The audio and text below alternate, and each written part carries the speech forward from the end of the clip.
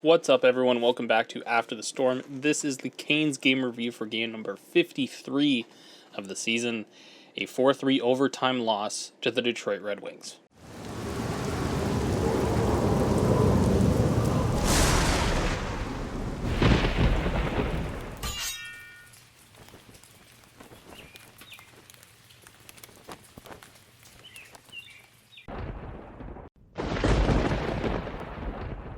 Introing this game, we have Alex Nedeljkovic getting another. I think this is his second start against the Carolina Hurricanes. His former team last year, of course, was pretty well a miracle run.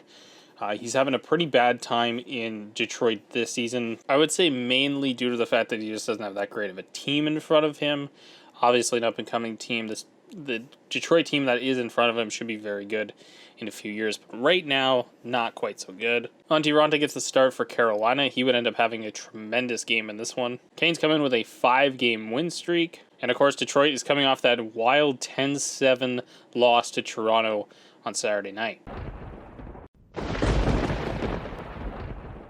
So early on in the first period, Brett Pesce goes off for interference. Detroit to their first power play of the game. Antti Raanta would make some big saves on this one, and Filip Zadina would end up with a chance, little mini breakaway on this power play. Slides it through the 5-hole of Raanta, but just wide of the post. And Carolina's looking like historic penalty kill continues to kill him off. Almost immediately after, Shea with a penalty, Detroit to their second power play. Carolina kills this one off with ease. Captain Dylan Larkin goes off for slashing Carolina to their first power play. Teravainen finds Trocheck, who finds Aho across the crease. A fantastic passing display here.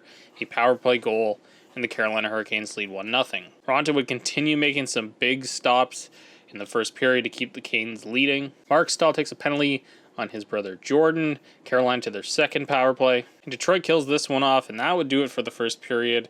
A pretty low event period, a lot of penalties, a lot of stoppages in this first period. Carolina heads into the first intermission up 1-0.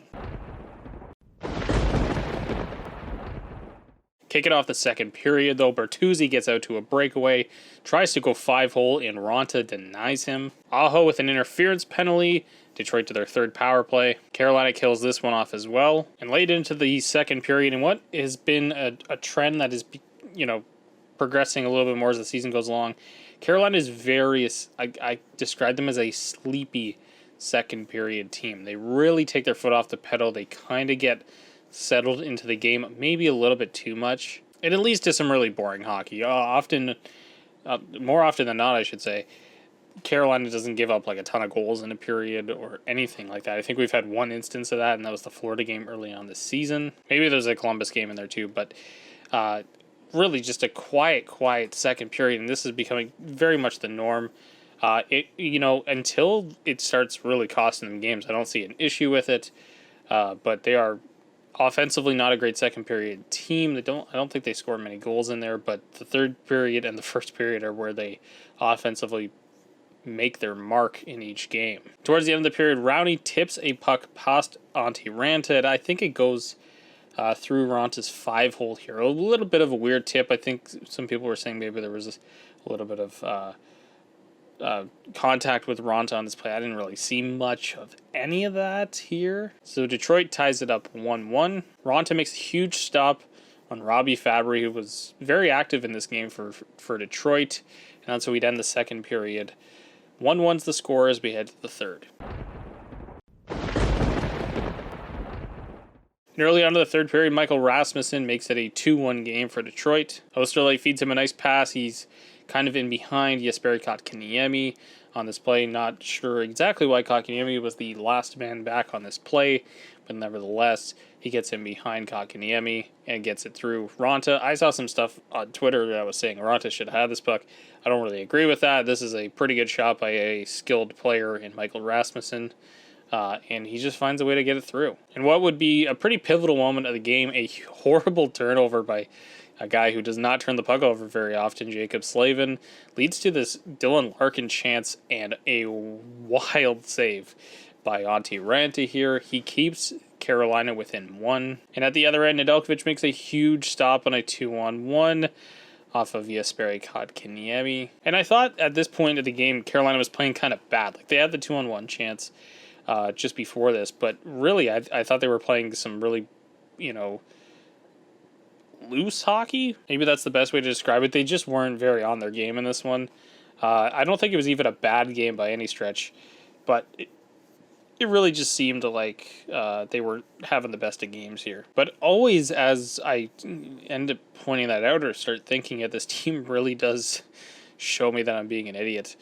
And Pesci just kind of throws the puck on from a weird angle. The puck bounces out, and Jesper Fast manages to shoot it through, hits a Detroit player on the way through, but gets past Alex Nedeljkovic, and it's 2-2. Larkin would come back down. He's the Detroit player I'm going to highlight in this game. He had just a tremendous game in this one. All over the place. He comes down and hits the post. Another little mini break, and Veleno comes in and rips a shot, and Raanta makes a huge stop off of him. And off of a face-off, Jordan Staal finds a rebound, swats it through, and Carolina has a 3-2 lead late in the game. In a bad turnover the other way, just shortly after that, Jordan Staal goal, and Brady Shea gives the puck right to Dylan Larkin, and Dylan Larkin roofs a backhand. I mean, roofs a backhand. This was a ridiculous backhand. No chance for Raanta on this play, not getting bailed out from the guys in front of him. And we end regulation 3-3. We head to some overtime. And in overtime, Bertuzzi, his second big chance of the game, he gets a breakaway, but Raanta makes the save off of him. Teravainen coming back down the other way, hits a post on a 2-on-1. Nietzsche, who I will highlight here later on for specific reasons, turns the puck over. Fabry comes down, gets a great chance. Raanta makes a huge stop off of him. Carolina gets penalty for too many men, and I didn't really like this call, and there's a couple reasons for it. The first being that it looks like Pesci gets interfered with on his way to the bench. Just a little bit, but enough where coming off the bench, it's too many men.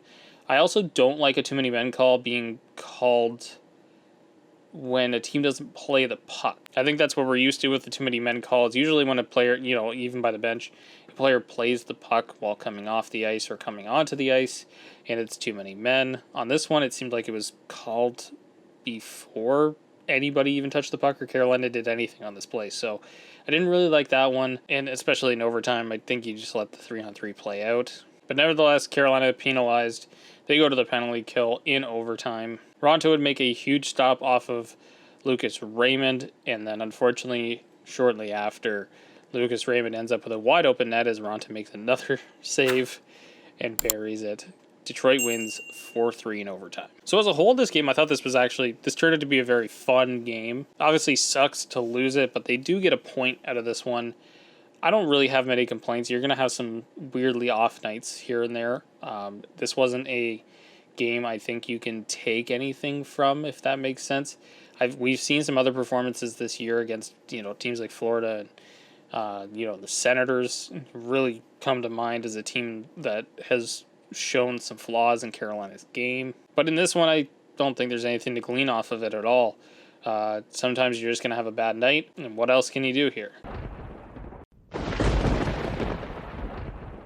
So on to some player analysis. We'll start off with the good. For the second consecutive game, I thought the Svechnikov, Aho, and Teravainen lines were they were great in this one as well. Most of the offensive pressure, offensive dominance came with this line on the ice.